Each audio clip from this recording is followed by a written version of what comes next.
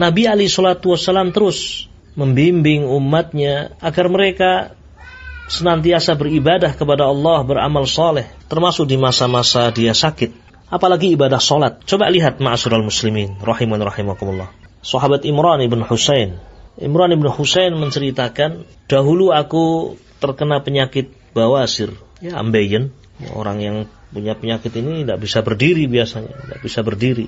Duduk pun terkadang sulit. Lalu aku pun menanyakan kepada Nabi alaihi salatu wassalam tentang sakitku ini, bagaimana saya beribadah di saat sakit. Nabi kemudian bersabda, "Shalli qa'iman fa illam tastati' fa qa'idan fa illam tastati' fa 'ala janb." Atau kama qala Rasul alaihi salatu wassalam. Salatlah kamu dengan berdiri. Kalau tidak mampu, salatlah dengan duduk. Kalau tidak mampu, salatlah dengan berbaring. Salat adalah munajat seorang hamba kepada Allah. Dengan salat yang ia tegakkan, ketenangan, kelapangan akan dia raih meskipun dia sedang sakit, meskipun dia sedang tertimpa musibah. Sebagaimana dengan salat pula, seorang akan terbentengi dari neraka Allah Jalla wa'ala. Rawal Imam Ahmad rahimahullah, Imam Ahmad meriwayatkan, Nabi alaihi salatu wasallam bersabda, "Man hafadha 'ala shalawatil khams, 'ala wudu'iha wa mawaqitiha wa ruku'iha wa sujudiha, yaraha haqqan lillahi 'alaihi, hurrima 'alan nar." Barang siapa menjaga salat 5 waktu, menjaga wudunya, menjaga waktu-waktunya, menjaga rukuknya, sujudnya, dan dia yakin bahwasanya salat adalah hak Allah atasnya, ibadah itu adalah hak Allah atasnya, maka sungguh dia akan diharamkan dari neraka Allah Subhanahu wa taala. Ma'asyiral muslimin rahiman rahimakumullah. Dan sebaik-baik tauladan adalah Nabi kita Muhammad sallallahu alaihi wasallam. Di saat beliau sakit, beliau mencontohkan bagaimana beliau selalu beribadah kepada Allah. Di masa sakit beliau terus menyampaikan nasihat, beliau terus membimbing umat. Sungguh Nabi alaihi salatu wassalam, hidup beliau penuh dengan keberkahan. Tidak ada satu saat pun yang tersia-sia dalam kehidupan beliau alaihi salatu wassalam.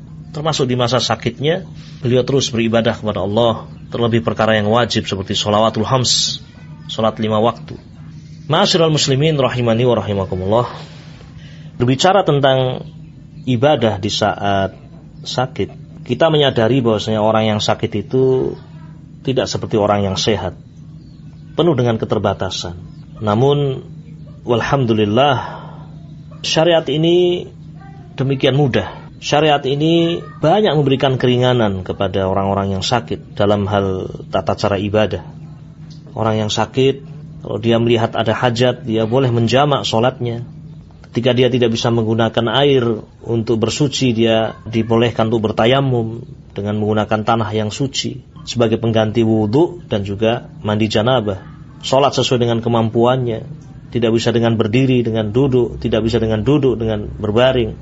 Bahkan dalam keadaan najis keluar pun, ya seorang sholat sesuai dengan kemampuannya. La yukallifullahu nafsan illa wus'aha. Sebagian pasien harus dipasang kateter yang menghubungkan dengan kandung kemihnya, sehingga keluarnya air kencing itu tidak jelas kapan, tidak terasa. Maka dia sholat dalam keadaan seperti itu. Dia berwudu atau bertayamum dan dia sholat. Adapun air kencing kemudian keluar melalui kateter dalam keadaan dia tidak terasa. Nah, sholat dalam keadaannya seperti itu. Banyak kemudahan alhamdulillah yang biidnillahi azza wa jal menjadikan seorang mudah untuk terus beribadah kepada Allah di masa sakit.